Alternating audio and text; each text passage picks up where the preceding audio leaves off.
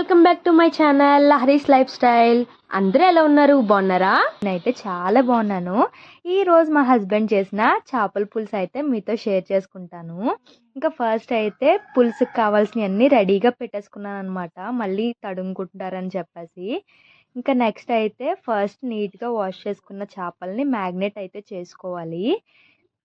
అప్పుడే పులుసు అనేది టేస్ట్ అయితే చాలా బాగుంటుంది. ఇంకా చేపలు మ్యాగ్నేట్ చేయడానికి ఉప్పు, కారం, పసుపు అండ్ కొంచెం ఆయిల్ వేసి బాగా మ్యాగ్నేట్ చేసి ఒక హాఫ్ అన్ అవర్ పాటు పక్కన అయితే పెట్టేసుకున్నారు. మీలో ఎంతమంది ఫిష్ లవర్స్ ఉన్నారో కామెంట్ చేయండి. అండ్ నేను మాత్రం ఓన్లీ చెరువు చేప ఒక్కటే తింటాను. నాకు మిగతా ఏ చేపలు అంత ఇష్టం ఉండవు. అది కూడా నేను ఫ్రై మాత్రమే తింటాను. కానీ ఈరోజు మా హస్బెండ్ అన్నారు, నేను చేసిన పులుసు ఒకసారి తిను, బాగోకపోతే ఇంక తినద్దు, ఇంకెప్పుడు లైఫ్లో తినద్దు అని చెప్పేసి అన్నారు. సరే అని చెప్పేసి అన్నాను. ఇంక ఇక్కడ అయితే కర్రీలోకి మసాలానే కదా మెయిన్ ఇంపార్టెంట్, అదైతే ప్రిపేర్ చేసుకుంటున్నారు. మిక్సీ జార్లోకి ఆనియన్, అల్లం వెల్లుల్లి, ధనియాలు, జీలకర్ర, కొంచెం సోంపు అండ్ కొంచెం మెంతులు వేసుకుని పేస్ట్ చేసుకున్నారనమాట. అయితే స్టవ్ ఆన్ చేసుకొని కళాయి పెట్టుకొని దాంట్లో 4 టేబుల్ స్పూన్స్ ఆయిల్ అయితే వేసుకోవాలి. చేపల పులుసుకి ఆయిల్ ఎక్కువే పడుతుంది, అప్పుడే పులుసు అనేది టేస్ట్ వస్తుంది అనమాట. నెక్స్ట్ అయితే మనం ముందుగా ప్రిపేర్ చేసి పెట్టుకున్న మసాలా పేస్ట్ని అయితే అందులో వేసేయాలి. దాంతోపాటే నేను ఇక్కడ 5 పచ్చిమిరపకాయలు అయితే తీసుకున్నాను. దాంట్లోనే కొంచెం కరివేపాకు వేసుకొని బాగా ఫ్రై చేసుకోవాలి. బాగా మూత పెట్టి మగ్గించుకోవాలన్నమాట. అప్పుడే మసాలా పేస్ట్ అనేది పచ్చివాసన లేకుండా వేగుతుంది. ఈలోపు ఇక్కడ అయితే చింతపండు వాటర్ అయితే సపరేట్ చేసుకుంటున్నారు. ఎందుకంటే ముందే అన్నీ రెడీగా పెట్టుకుంటే కంగారు ఉండదు కదా అని చెప్పేసి.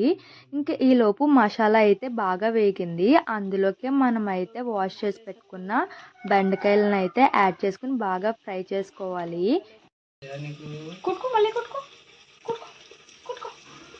గట్టి కొట్టుకో. అసలు భయం ఉంది నీకు? అసలు అవుతుంది అసలు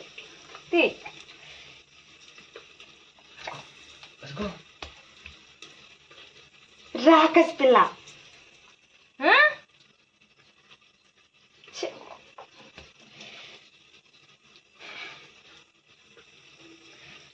కొట్టు, మీ నాన్న కూడా కొట్టు. కొట్టు, నాన్న కొట్టు, నాన్న కొట్టు.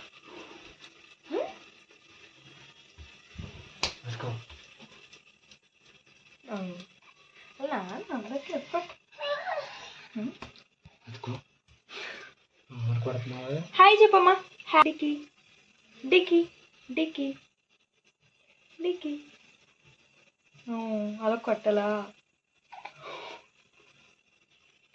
ఇక్కడ మా చిన్న పాప యాషాలు చూసారా, ఎన్ని యాషాలు వేస్తుందో. 1 ఇయర్ వచ్చాక అయితే అది కొట్టుకుంటుంది, లేదంటే ఎదుటి వాళ్ళని కొడుతుంది. ఎంతైనా చిన్నవాళ్ళు అల్లరి ఎక్కువ అంటారు కదా. ఇంకా నెక్స్ట్ వీడియోలోకి వచ్చేస్తే బెండకాయలు అయితే బాగా ఫ్రై అయినాయి. మనం ముందుగా చేపల్ని మ్యాగ్నేట్ చేసుకున్నాం కదా, ఉప్పు, కారం, పసుపు వేసుకుని. దాన్ని బట్టే కర్రీలో కూడా యాడ్ చేసుకోవాలి. ఎందుకంటే ఏవన్నా ఎక్కువ అయ్యే ఛాన్సెస్ ఉంటాయి, తక్కువ యాడ్ చేసుకోవడమే బెటర్. ఇంకా ఉప్పు, కారం, పసుపు వేసుకున్నాక 2 మినిట్స్ పాటు ఫ్రై చేసుకోవాలి. అప్పుడే పచ్చివాసన అనేది పోతుంది అనమాట. నాకు ఎప్పుడో ఒకటి అనిపిస్తుంది, మా శ్రీవారు ఎప్పుడు ఏ వంట చేసినా అది సూపర్ హిట్ అవుతుంది అనమాట. నేను రోజు వంట చేసినా దాంట్లో ఏదో ఒకటి తప్పు అయితే ఉంటుంది. కానీ మా హస్బెండ్ ఒక్కసారి చేస్తారు, అదైతే కర్రీ చాలా బాగుంటుంది. ఎంతైనా మా శ్రీవారి చేతిలో ఏదో మ్యాజిక్ ఉందబ్బా, అదేంటో తెలియదు. కానీ ఇక్కడైతే మసాలా వేగిపోయింది. వేగిపోయిన తర్వాత మనం ముందుగా ఏదైతే చింతపండు వాటర్ అయితే తీసి పెట్టుకున్నారు కదా, అదైతే 1 కప్ యాడ్ చేసుకుంటున్నారు. ఇక్కడైతే చింతపండు వాటర్ చిక్కగానే తీసుకున్నారనమాట.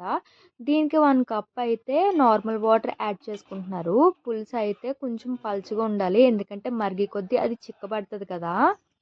ఇలా వాటర్ వేసుకున్నాక ఒక 5 మినిట్స్ పాటు పులుసుని అయితే మరగనివ్వాలి, ఎందుకంటే బెండకాయలు కూడా ఉడకాలి కాబట్టి. ఏం చెయ్యాలి అంతా అలా అలా అన్నలా? ఇంకా నోట్లతే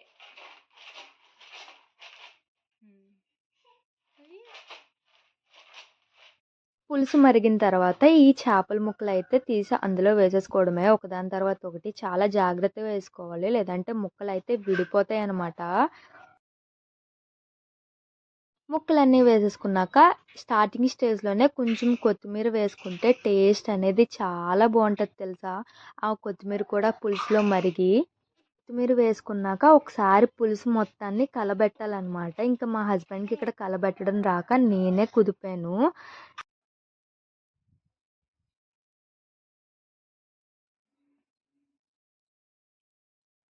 కుదిపిన తర్వాత నాకు ఎక్కడో డౌట్ ఉండిపోయింది. ఇంకా కలలేదేమో అని చెప్పేసి అందుకే గరిటె పెట్టి కొంచెం జాగ్రత్తగా చేప ముక్కలు ఎక్కడైతే లేవో కొంచెం అలా అలా కలుపుకున్నాను అనమాట. కలిపేసి మూత పెట్టి ఒక్క 5 మినిట్స్ పాటు మీడియం ఫ్లేమ్లో అయితే మరగబెట్టాము. పులుసు మరుగుతున్నప్పుడు మంచి స్మెల్ అయితే వచ్చింది. నాకు అప్పుడే తినేయాలనిపించింది. ఇంకా పులుసు కంప్లీట్ అవ్వకుండా తింటే బాగోదు కదా అనుకున్నాను. నా ఫేస్ ఎక్స్ప్రెషన్స్ అయితే మా హస్బెండ్ చూసి నవ్వుకున్నారనమాట. నువ్వు తినవు కదా చేపల పులుసు, ఇప్పుడు మరి ఎలాగా తింటాను అంటున్నావు అని చెప్పేసి. ఇంక ఇక్కడైతే పులుసు మరిగిపోయిందనమాట. లాస్ట్లో ఒకసారి అయితే టేస్ట్ చెక్ చేసుకుంటున్నారు మా హస్బెండ్, ఉప్పు కారం అన్నీ సరిపోయినాయా లేదా అని చెప్పేసి. చేపల పులుసు చాలామంది చేస్తారు కానీ మసాలాలు అవన్నీ వేసేస్తారండి. అదైతే చేపల పులుసు కాదు. ఈ వేలో ఒక్కసారి ట్రై చేయండి. నిజంగా టేస్ట్ అయితే చాలా బాగుంటుంది. ఇంకా లాస్ట్లో కొత్తిమీర వేసుకుని స్టవ్ ఆఫ్ చేసి ఒక 10 మినిట్స్ పాటు మూత పెట్టేసి ఉంచేశారు. ఎందుకంటే కొత్తిమీర కూడా అందులోకి దిగుతుంది అని చెప్పేసి. టేస్ట్ అయితే ఇక్కడ చాలా బాగుంది. ఇక్కడ నా యాషాలు చూసారా, ఎప్పుడెప్పుడు చల్లారుతుందా, ఎప్పుడెప్పుడు తినేద్దామా అని చెప్పేసి చూస్తున్నాను. ఇంకా మా హస్బెండ్ చేసిన చేపల పులుసు అయితే రెడీ అయిపోయిందనమాట. ఇంక నాకైతే పళ్ళెంలో వేసి పెడుతున్నారు.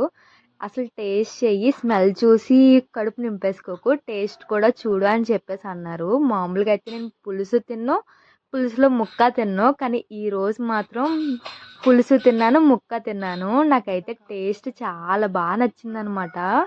ఈసారి నుంచి నేను ఒకటైతే ఫిక్స్ అయ్యాను. వీక్లీ వన్స్ మా హస్బెండ్ చేత అయితే ఒక కర్రీ వండి అది మీకైతే వీడియో తీసి పెడతాను. దీనికి మీరేమంటారో కామెంట్ చేయండి. అండ్ మా శ్రీవారు చేసిన చేపల పులుసు అయితే నాకు చాలా బాగా నచ్చేసింది. ఇంకెప్పుడు చేపలు తెచ్చుకున్నా మా శ్రీవారి చేత చేయించుకుని తింటాను నేనైతే. ఈ చేపల పులుసు అయితే నేనే కాదు, మా పిల్లలు ఇద్దరు కూడా చాలా ఇష్టంగా తిన్నారు. నేనైతే షాక్ అయ్యాను కారంగా ఉంటుంది కదా అని. కానీ చాలా బాగా తిన్నారు వాళ్ళు కూడా. అండ్ మీకు ఈ వీడియో నచ్చితే లైక్ చేసి సబ్స్క్రైబ్ చేసుకోండి. ఉంటాను. Bye bye. Thanks for watching.